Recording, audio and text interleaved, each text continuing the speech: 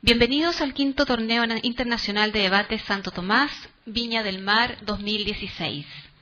Daremos inicio a la competencia, cuyo tema es: ¿debe incorporarse obligatoriamente la enseñanza de las lenguas aborígenes en el currículum escolar de los países latinoamericanos? Se enfrentan en esta oportunidad los equipos de Universidad Nacional de Colombia, equipo que defiende la postura afirmativa, y Santo Tomás San Joaquín, Chile, equipo que defiende la postura negativa. El equipo de la postura afirmativa, correspondiente a la Universidad Nacional de Colombia, está conformado por las siguientes personas. Alumno 1, la señorita Diana Daza. Alumno 2, señor César Castillo. Alumno 3, señor Andrés Astoque. Alumno 4, el señor Cristian Mora. Alumno 5, el señor Juan Lozano. Y el capitán del equipo, el señor Miguel Ángel Herrera. La postura negativa está conformada por el equipo Santo Tomás de San Joaquín, Chile, por los siguientes miembros. La alumna número 1, la señorita Natalia Miranda. Alumno número 2, señor Gary Navarro. Alumno 3, señor Juan Pablo Díaz. Alumno 4, el señor Daniel Alfaro. Alumno 5, el señor Nicolás Soto. Y el capitán del equipo, la señora Nancy Lorca.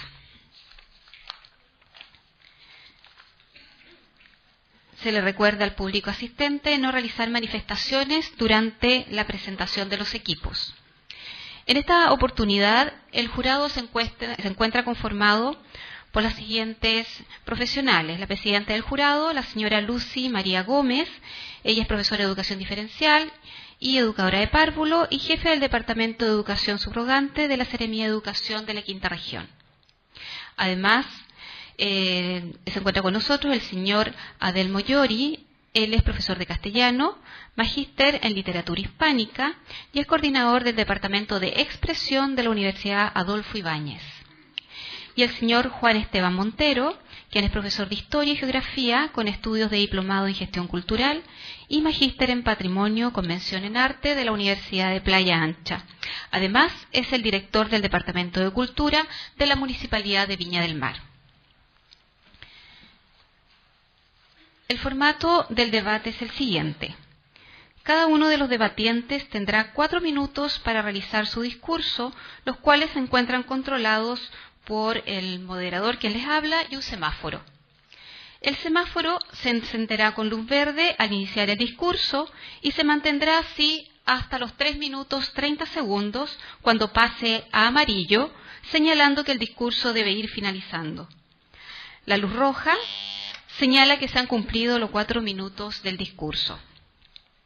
El alumno 1 de cada equipo no recibirá interpelaciones durante su discurso ni al término de este. Los alumnos 2, 3 y 4 de cada equipo deberán recibir 2 interpelaciones del equipo contrario. Estos se realizan en los 2 minutos centrales del discurso, los cuales serán señalados con el sonido de una campana al iniciarse y al terminar. Cada interpelación no debe exceder los 15 segundos. Al terminar las rondas de argumentaciones, los equipos tendrán 5 minutos para realizar una reunión de análisis, pasando posteriormente a la etapa de contraargumentaciones. A continuación, procederemos a desarrollar la presentación del equipo que defiende la postura a favor. Le corresponde su turno al alumno 1A, para lo cual tiene 4 minutos.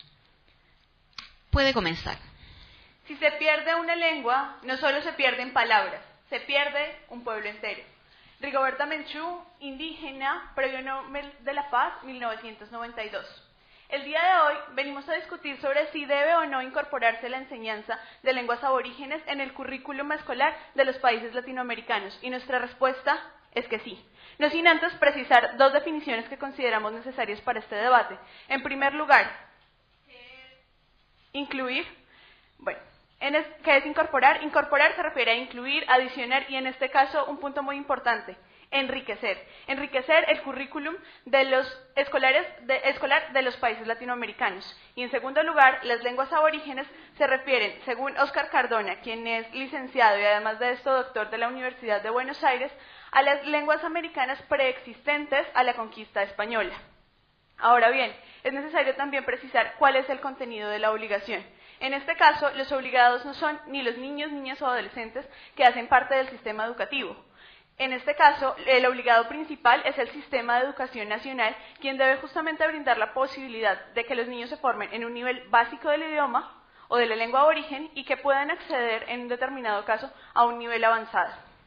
Asimismo, debe mencionarse que en este caso los estados pueden optar, acorde a su autonomía, en la aplicación de dos principios. En primer lugar, el principio de territorialidad, en virtud del cual se debe enseñar una sola lengua aborigen en todo el territorio nacional, o el principio de personalidad, en virtud del cual, si en una determinada región hay una importante concentración de indígenas, se puede optar por enseñar en las diferentes regiones diferentes lenguas aborígenes, de forma tal que pueden coexistir diferentes lenguas en el mismo territorio nacional. Esto variará, por ejemplo, en función de la densidad poblacional de indígenas que existan en el territorio. Para cumplir con la carga de la prueba, nosotros queremos indicar 3 puntos independientemente del plan que se adopte, que son, en primer lugar, ¿por qué los estados? Y un aspecto muy importante, ¿por qué los estados latinoamericanos? En segundo lugar, ¿cuál es la necesidad de la medida? Y en tercer lugar, ¿cuál es la utilidad de la misma? Responderé la primera pregunta, ¿por qué los estados? El convenio 169 de la OIT señala en sus artículos 28 y 31 la obligación del Estado no solamente para la conservación y la enseñanza de las lenguas y las culturas indígenas, sino que además en su artículo 31 establece medidas que no tienen como destinatarios solamente a los indígenas, sino también a la población nacional. Me permito leerlo. Deberán adoptarse medidas de carácter educativo en todos los sectores de la comunidad nacional y especialmente en los que estén en contacto más directo con los pueblos interesados, con el objeto de eliminar los prejuicios que puedan tener con respecto a estos pueblos. En este caso, es claro que existe una obligación de los estados no solamente de formar a los indígenas, no solamente de enseñar el idioma nacional, sino también de garantizar que el resto de la población nacional también aprenda una lengua indígena. Y es que esto implica reconocerlos como interlocutores válidos, porque no se trata solamente de que los indígenas modifiquen sus costumbres, su idiosincrasia e incluso su propia lengua para poder comunicarse con el resto de la población, sino que el resto de la población también aprenda estas lenguas y justamente se pueda comunicar con ellos. Implica reconocerlos en condiciones de igualdad. En virtud de esto, nosotros establecemos 3 puntos. ¿Por qué los estados? Los estados latinoamericanos en particular, porque existen más de 800 pueblos indígenas y corresponden a densidades poblacionales muy altas. Por ejemplo, en Bolivia son el 66%. En segundo lugar, ¿por qué es necesaria la medida? Y en tercer lugar, ¿cuál es la utilidad de la misma? Lo haremos a través de la exposición de diferentes valores como la libertad, la igualdad, la reparación y la conservación. Gracias. Muchas gracias. A continuación procederemos a desarrollar la presentación del equipo que defiende la postura en contra. Le corresponde su turno al alumno 1N, para lo cual tiene 4 minutos. Puede comenzar. Si hablas a un hombre en su lenguaje, que entiende, solo llegará a su cabeza. Si le hablas en su idioma, le llegará al corazón. Nelson Mandela. Muy buenos días a todos los presentes. Hoy hemos sido convocados a discutir sobre la premisa si se debe incorporar las lenguas aborígenes al currículum escolar de los países latinoamericanos obligatoriamente. Para lo cual nosotros estamos en contra. ¿Por qué? Porque la premisa habla sobre la obligatoriedad. ¿Y qué es la obligatoriedad? Es la fuerza que se ejerce sobre una persona a realizar algo sobre su voluntad. Debemos dejar en claro que nosotros no estamos en contra, ni queremos denigrar la importancia que tienen las lenguas y las culturas de estos pueblos aborígenes en toda Latinoamérica. Debemos profundizar también en que no estamos en contra en lo que ofrece la premisa ni la contraparte, sino en cómo lo aplica. ¿Y qué es? Reitero, la obligatoriedad. Según propone la tesis, es la enseñanza de la lengua. ¿Y qué es la lengua? Es el sistema de comunicación verbal, que casi siempre es escrito, de un grupo determinado de personas. En este caso es de un grupo indígena. Entonces, ¿por qué razón nosotros aprendemos una lengua?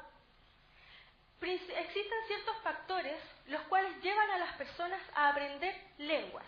¿Cuáles son estos?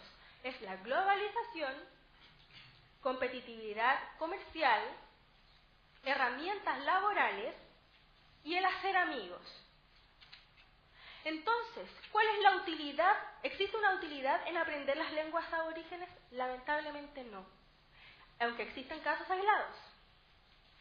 Cuando nosotros estamos realmente interesados en aprender una lengua, por su cultura, para prevalecer en ella, el interés personal es muy importante porque nos hace tener constancia, nos hace averiguar sobre estas historias, sobre sus costumbres, sobre su lenguaje y cómo han seguido en la actualidad, si es que así se indica para cada pueblo. Entonces yo los quiero llevar al colegio, a la época del colegio, en que se nos enseñaba el inglés, que actualmente se sigue enseñando. Entonces, nosotros aprendimos algo sobre la cultura norteamericana en dichas clases, aprendimos sus costumbres, aprendimos sobre su gastronomía, sobre el turismo, sobre la gente que vive allá. No, fuimos solo a repetir frases, a aprender un vocabulario, lamentablemente, aunque hay casos en los que no. Entonces, el problema no es la medida, insisto, es cómo aplicamos la medida. ¿Y por qué? Porque dificulta la práctica, y en esto se basan nuestros argumentos. ¿En qué? ¿Cómo vamos a incorporar la nueva forma? Vamos a hacer un ramo aparte, lo vamos a incluir dentro de un ramo ya existente. Entonces, ¿qué vamos a hacer con ese tiempo? ¿Se lo vamos a quitar del tiempo libre a los niños, a los adolescentes, tiempos con sus familias, con sus amigos de ocio, incluso para hacer tareas escolares? Muchas gracias. Gracias. Continuando con la ronda de argumentación, le corresponde la presentación al alumno 2A, que defiende la postura a favor. Tiene 4 minutos. Puede comenzar. A continuación presentaré nuestra línea argumental diciendo, primero, ¿por qué es necesario que los estados se vean obligados a incluir en el pensum de las escuelas la educación de lenguas indígenas o lenguas aborígenes? Y segundo, ¿por qué es útil? Vamos primero, ¿por qué es necesario? Actualmente, sabemos, ya hemos dicho anteriormente, es un patrimonio cultural de todos la existencia de estas lenguas, y lo que sucede es que la globalización ha amenazado este patrimonio cultural. Estamos en un patrimonio cultural amenazado. ¿Qué es la globalización? La globalización es donde tenemos una cultura dominante que obliga a otras culturas nativas a anexarse esta cultura dominante. Entonces lo que ha sucedido es que con el proceso de la globalización les han hecho ver a estas culturas que su cultura es inútil, que su cultura debe ser censurada. Lo que sucede con la globalización es que ha hecho que el mismo desaparezca. La UNESCO actualmente dice que semanalmente desaparecen 2 lenguas indígenas en la región. Es más, la National Geographic hizo un estudio con el proyecto Endurance Voice. ¿Y qué descubrió? Descubrió que las zonas más amenazadas en el mundo actualmente son Australia y América Latina. En América Latina tenemos en Brasil 190 lenguas amenazadas, en México 144 lenguas amenazadas, en Colombia 68 y en Perú 62, son de las regiones más amenazadas del mundo y donde las lenguas están desapareciendo aún más. Y es más, tras de que es un patrimonio amenazado, es un patrimonio que está en situación de fragilidad. ¿Por qué? Veamos el ejemplo acá de nuestro anfitrión Chile. En Chile existen 4 familias lingüísticas. ¿Y en qué situación están las lenguas? Tenemos el atacameño en el norte, ya desapareció, es una lengua extinta. Tenemos el huilliche y tenemos el cahuasca en el sur. ¿Qué sucede con estas lenguas? Están seriamente amenazadas. Tenemos, por ejemplo, a lo que es el mapuche, que tiene muy pocos nativos y es considerado por el Atlas de las lenguas como unas lenguas amenazadas. Si aquí están en esta situación de fragilidad y si está amenazado, por eso es necesario protegerlas. Buenos días, contraparte. Me interesa mucho lo que está comentando con respecto a Chile. Pone un ejemplo a nuestro país. Muchas gracias. Existen escuelas que imparten el mapudungún actualmente y existen escuelas también que imparten el Rapanui. Entonces, me interesaría que por favor que hiciera cargo de eso. Es que es interesante que lo impartan y lo que es interesante es que lo impartirán todas las escuelas. Es lo que venimos acá a defender. Que el Estado como agente práctico tiene que incluir en el pensum de todas las escuelas esto. Este es el factor. ¿Quién es el agente práctico y tiene que hacerlo? El Estado. Tenemos que obligar al Estado y a todos los Estados a que incluyan estas lenguas en todo el pensum. Por ejemplo, el triste caso de Uruguay. En Uruguay el charrúa ya desapareció, es una lengua extinta. ¿Por qué? Porque no se incentivó. Nosotros no queremos que suceda esto en América Latina. Me llama la atención porque su primera argumentadora habla justamente de que no quieren discriminar y que quieren hacer solamente una lengua por nación. Usted acaba de dar el país de Chile, o sea, en el caso de Chile y de otras naciones, donde tiene más de alguna lengua amenazada. O sea, usted mismo quiere discriminar a las demás lenguas. Hágase cargo, por favor. Se dieron dos parámetros. ¿Por qué faltó escuchar el segundo parámetro? El segundo parámetro es que cuando hayan muchas lenguas en la región, se puede usar el sistema de personalidad, que es en la región que hay mayor densidad, y enseñarse esa lengua. Faltó escuchar la segunda parte. Vamos a seguir con nuestra argumentación. ¿Por qué es útil? ¿Por qué es útil? Hablamos de que hay un totalitarismo lingüístico. Y nos decía el autor Nelson Jaramillo en Colombia que el totalitarismo lingüístico es cuando una lengua se expandió haciendo la desaparición de otras lenguas. Y es lo que ha sucedido actualmente. Vemos cómo hay una cultura dominante y una cultura censurada. ¿Qué hablamos acá? Hay que hacer inclusión. Inclusión a estas comunidades históricamente censuradas. Por ejemplo, ¿cómo se da la inclusión con la enseñanza obligatoria de las lenguas? De dos vías. Una, las personas que no son indígenas, si aprenden esta lengua, se acercan a la cultura, porque lo que yo no estudio, lo que me es lejano a mí, no me interesa. Aquí acercamos a las comunidades a los indígenas. Y segundo, acercar a los indígenas a las comunidades, porque si yo llego y me prestan servicios, me atienden en un idioma que no es el mío, me voy a hacer sentir incluido. Y segundo, un ejercicio contrahegemónico contra el totalitarismo de pensamiento. ¿Por qué contrahegemónico? Cuando nos obligan a estudiar algo, en realidad lo que nos están haciendo es hacernos más libres. Así como de pequeños nos enseñas cosas, esta educación nos hace más libres. Nosotros acá no hablamos de restringir o de obligar a la gente a pensar de una manera. Lo que estamos haciendo es enriqueciéndoles su educación. Lo que hablamos es que este ejercicio contrahegemónico va a hacer que, por ejemplo, entendamos que en el idioma esquimal, hielo se usa de diferentes maneras, 7 palabras, blanco se usa de diferentes colores. Estas cosmovisiones nos van a hacer más ricos. Muchas gracias. A continuación le corresponde la presentación al alumno 2N. Silencio, por favor. A continuación le corresponde la presentación al alumno 2N que defiende la postura en contra.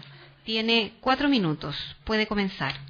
Buenos días a todos los presentes. En mi rol de argumentador, quiero dar a conocer nuestro primer argumento. El tema que sea obligatoriamente que enseñen las lenguas tiene ciertas dificultades, ya que es difícil de implementar y tiene problemas económicos y recursos humanos. Como segundo argumento, queremos desarrollar que existen mejores formas de educar y evitar que nuestra cultura desaparezca y tradiciones. Hay más de 500 lenguas en Latinoamérica, las cuales es casi imposible, por recursos humanos y recursos económicos, agregar obligatoriamente al currículum escolar de los alumnos. Pero, al ser voluntario, se podría implementar de forma casual y conservadora para conservar nuestra cultura.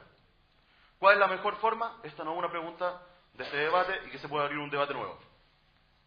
Por otra parte, las ventajas más importantes de la forma voluntaria fomenta el conocimiento de las personas que realmente quieren aprender esta lengua y no de las personas que se sienten obligadas a hacerlo. De otra forma, aprenden. Si fueran obligadas, tendrían que sacar horas. No creo que adelante. Debería el Estado ser obligado a preservar el patrimonio cultural de todos, como son las lenguas que se hablan los indígenas. El Estado debería ser obligado, ¿no cree usted? Cada Estado cultiva sus lenguas, sus culturas, pero acá están hablando específicamente de obligar, y nosotros no queremos obligar, queremos que sea voluntario. Bueno, ya que se quejan del tema de la obligación, si la obligación es para las instituciones de educación, ¿puede explicarnos cuál es el impacto negativo que recae sobre los ciudadanos que aprenden una nueva lengua? Si al fin y al cabo están aprendiendo, pues, enriqueciendo su bagaje cultural. No hay ni un estudio que asevere que al aprender algo de forma obligatoria, se aprende de mejor forma. Esto, volviendo al tema anterior, quiero mencionar que al ser obligados, esto se debería sacar horas del currículum escolar o sumar horas al currículum escolar, lo cual quita tiempo de ratos libres del alumno, tiempo de ocio y de poder compartir con su familia, un punto importante. Esto sería una medida contraproducente y perjudicial para él, debido a que tendría una mayor carga académica y se sentiría presionado. En cambio, podemos incorporar fuera del horario de clases, como talleres, elementos anexos y paralelamente al currículum escolar. Y quiero mencionar algo, tanto el sujeto como el mismo son libres. Este puede encontrar varias alternativas para aprender algo que él desea. Las normas morales requieren acatamiento, sea fruto de convicción interna. Esto quiere decir que si yo quiero aprender algo, tengo que yo quererlo, no me lo pueden obligar. Al obligarme, no están fomentando a que yo lo aprenda de buena forma.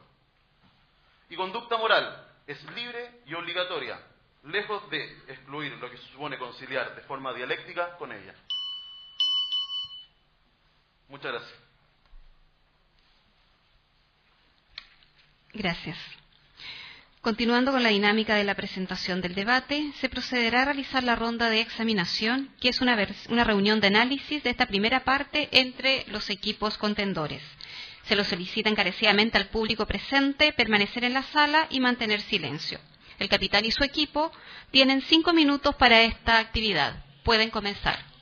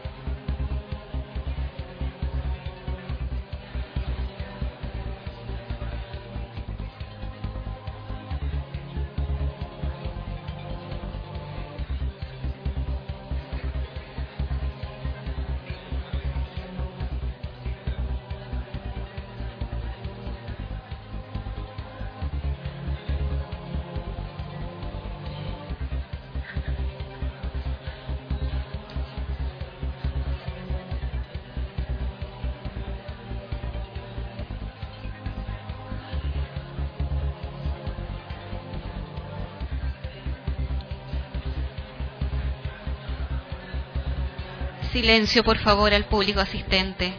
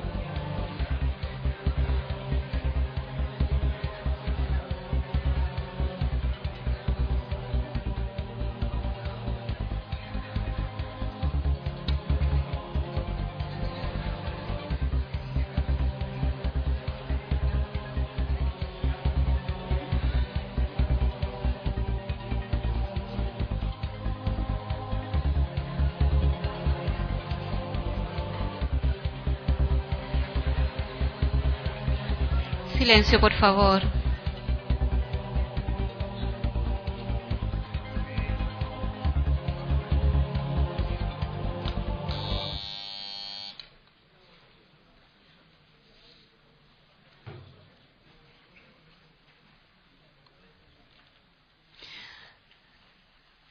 Retomando el debate, a continuación procederemos a desarrollar la contraargumentación del equipo que defiende la postura en contra.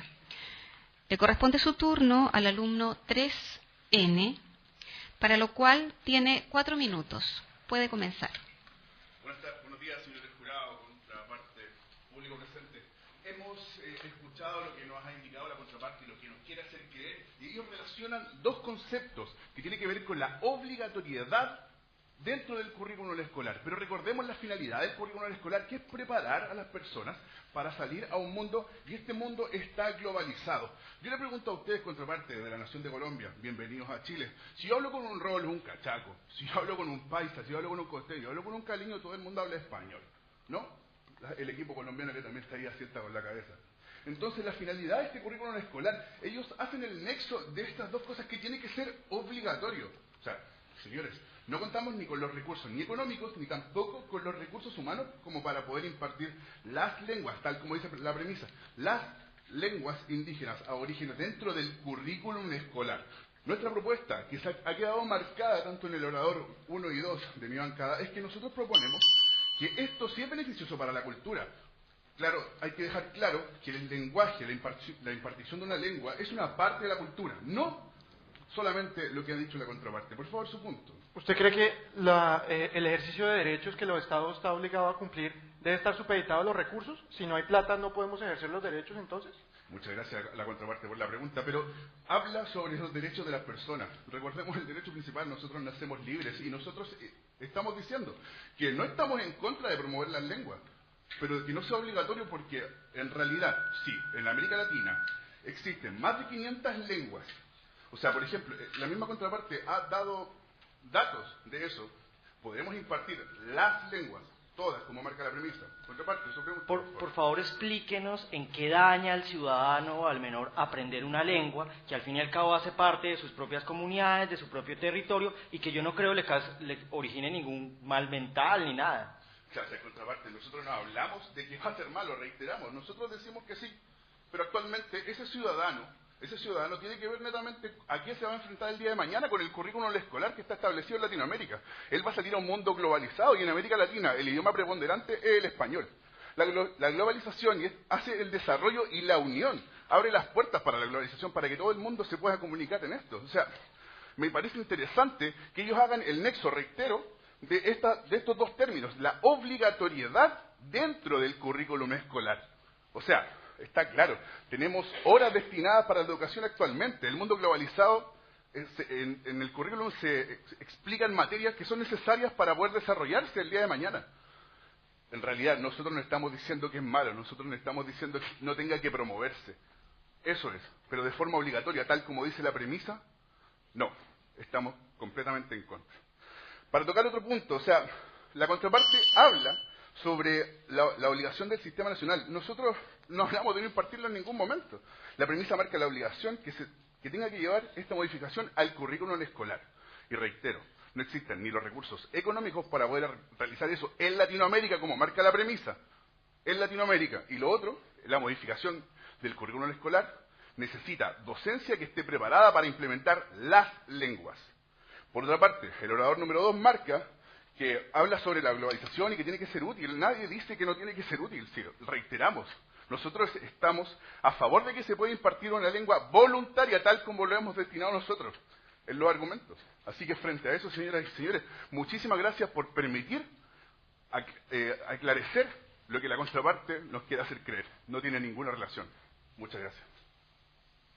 Gracias.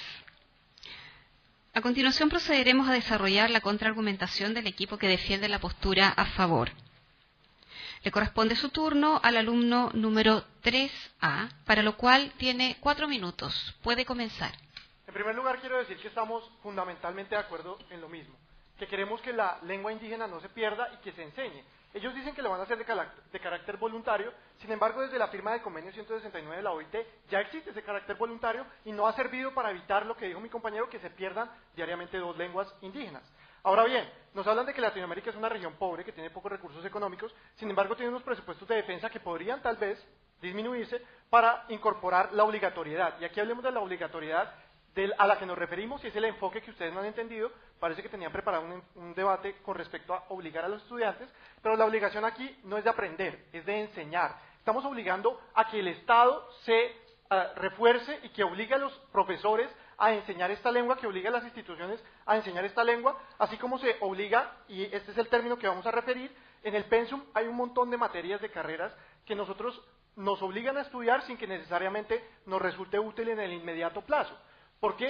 Porque cuando el niño se está formando no tiene un proyecto de vida clara, la vocación no es inmediata, y sin embargo, si le enseñan matemática, biología y ciencias sociales, va a tener la libertad de poder escoger después cuál va a ser su desarrollo. Y en la sociología, el derecho, la historia, las lenguas indígenas pueden servir para que se desarrollen como proyecto de vida, y no podemos negarle esa posibilidad simplemente diciendo, no hay recursos, tú no quieres aprender tu idioma, no se puede. Ahora bien, contraparte, me gustaría por favor, y lo invito a que nos entregara datos, si existe la docencia actualmente capacitada de hablar los idiomas para poder impartirlo dentro del currículum escolar. Pero ustedes tienen un problema simplemente con la implementación. Hay docentes capacitados de hacerlo, y lo que queremos es que se fomente. Si sabemos que hay un currículum que va a integrar esto, se va a fomentar en las universidades, y es lógico pensarlo, cátedras para pedagogía con respecto a la enseñanza de lenguas indígenas. Luego lo que vamos a hacer es un círculo virtuoso en el cual se va a incentivar, van a haber más profesores incentivados por la obligación que vamos a tener con respecto al Estado, y esto va a incentivar a que se formen a la vez más profesionales que van a estar interesados en fomentar estas lenguas.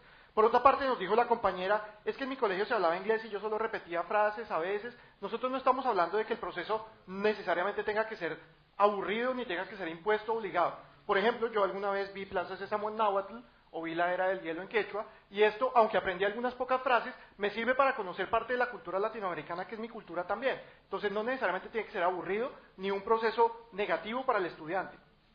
O sea, dentro de todo su discurso ustedes han hablado de que el dinero no es problema, pero resulta que en América Latina sí es un problema. Tenemos altos índices de pobreza, y usted más encima quiere modificar de cada nación y de cada estado los presupuestos anuales. Pero es que en la misma Declaración de Derechos Universal se habla de que los derechos no pueden estar sujetados al presupuesto del país. Los derechos son, en la parte fundamental, aquello que debe garantizar el Estado en primer lugar, y luego sí mirar otros presupuestos. Como ya lo dije antes, por ejemplo, Colombia tiene un presupuesto enorme de guerra que, si se disminuyera en cualquier porcentaje, podría servir para contribuir a eso. Ahora bien, ¿nos dicen que les vamos a quitar el tiempo libre a los estudiantes? No, se va a incluir en el currículum escolar, eso es lo que estamos diciendo. ¿Y cómo? Como cualquier otra lengua que se enseñe, como el inglés. Y el inglés es útil, el quechua, y como ustedes dijeron, el mundo globalizado está cambiando, pero también tienen que tener en cuenta el aumento de los derechos y la constitucionalización de los derechos en América Latina. Por ejemplo, en la Constitución de Bolivia, como no había pasado antes, se incluyó como lenguas oficiales muchas de las lenguas indígenas, y hay pueblos en Bolivia donde solo se habla el idioma oficial de esa lengua regional. Entonces, sí es útil para comunicarse, es útil para comerciar incluso dentro de los mismos países latinoamericanos, y no me pueden negar la importancia y la distinción, la unión entre la lengua y la cultura. Por ejemplo, los mayas, hay una posibilidad de no desunir la lengua de la cultura, porque cuando se extinguió la lengua maya, se extinguió así mismo su cultura, y ha sido un proceso muy difícil recapacitar y resucitar esta lengua para que la gente la pueda enseñar, la pueda aprender y pueda ejercer sus derechos en su idioma. Gracias. Gracias. Continuando con la ronda de contraargumentación, le corresponde la presentación al alumno 4N, que defiende la postura en contra. Tiene 4 minutos. Puede comenzar. Pero qué argumentos más interesantes nos ha presentado acá nuestros queridos compañeros de debate. Pero me resulta interesante la forma que ellos lo dicen, porque es un poquito suspicaz, creo yo. ¿Por qué? Se preguntarán ustedes. ¿Por qué es suspicaz? Porque siempre hablan de que es bueno, y justamente es lo que nosotros también compartimos. Esto es muy bueno, esto es crecimiento cultural, esto nos hace generar justamente nexos y un crecimiento para los países en diferentes áreas. Pero resulta interesante mencionar que hablan de la obligatoriedad, pero también hablan de la voluntad. Hablan de la voluntad desde que está de un acuerdo previo. Pero resulta que en la práctica hoy en día jamás hemos visto voluntad. ¿O me van a decir que algunos de ustedes en el colegio le preguntaron si querían aprender, en nuestro caso, inglés? ¿No? A mí me lo impartieron. De hecho, en el currículum de Chile está impartido. Entonces, mi pregunta va por lo siguiente. ¿Es realmente, se sigue el principio de la voluntad, supuestamente, que ellos dicen hoy en día, sin realmente hemos visto en la práctica la obligatoriedad? Compañero, para ustedes los indígenas están en una posición de inferioridad frente al mundo globalizado y para ustedes es prioridad que aprendan inglés porque el mundo globalizado habla inglés. Usted entonces está afirmando que usted no puede aprender nada de los indígenas y que si usted va a aprender de los mapuches, entonces eso no le va a servir para nada en su vida y lo hace un peor ciudadano. ¡Uy! ¡Qué excelente punto! Me da justamente el pase y voy a intentar dar el gol. Mire, lo que pasa es que usted me está hablando de un juicio de valor y está hablando de inclusión. Pero yo les voy a recordar, inclusión va en dos sentidos. ¿Por qué? Porque si yo solamente quiero incluir, y aquí me refiero netamente a la obligación, yo justamente no genero inclusión. Genero integración. Y es justamente lo que nosotros hoy en día vivimos en la práctica. Estamos viendo integración. La inclusión va en dos sentidos. ¿Va en qué sentido? Va desde, como ellos dicen, el Estado, que me parece muy bien, y también va desde la persona.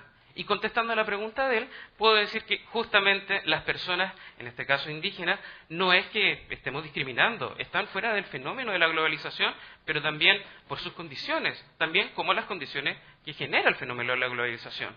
Su punto. Bueno, ustedes mismos afirman que hoy existe obligatoriedad en muchos estados de aprender lenguas dominantes como el inglés. Nosotros nos preguntamos algo. ¿En qué se excluye el aprendizaje de lenguas como el inglés de aprender lenguas nativas, lenguas locales, como lo pueden ser el quechua, el náhuatl, etcétera? Mire, qué encantadora es justamente esa pregunta, porque yo se lo voy a responder de la siguiente forma. Lo que pasa es que, si bien hoy en día ustedes dicen, comparemos el inglés con las lenguas aborígenes, pero justamente eso no es tema de este debate. La premisa no nos lleva a eso. La premisa nos lleva a preguntarnos hoy en día si debe ser impartido de forma obligada. Yo les puedo dar un ejemplo bien tácito. Hoy en día la OCDE hizo un estudio de este año sobre justamente la educación acá en América Latina, y justamente estamos por debajo del promedio. Entonces yo me pregunto, si hoy en día en la práctica se lleva la obligatoriedad y realmente estamos aprendiendo, realmente estamos conservando culturas, porque ellos también mencionan, hablan de la cultura que está muy ligada a la lengua, y sí, tienen interacción, pero no son lo mismo, no son un nexo, son solamente un nexo, no son, como se dice en buen chileno, y voy a caracterizar, discúlpenme, uña y mugre, tienen una conexión, pero no es justamente lo que estamos hablando. Yo quisiera hablar justamente de cómo ellos hablan del currículum escolar. ¿Y qué es lo que busca el currículum escolar? Tal como lo mencionó mi bancada, el currículum escolar busca en la práctica dar conocimientos a los estudiantes para que en su vida futuro sea justamente algo real.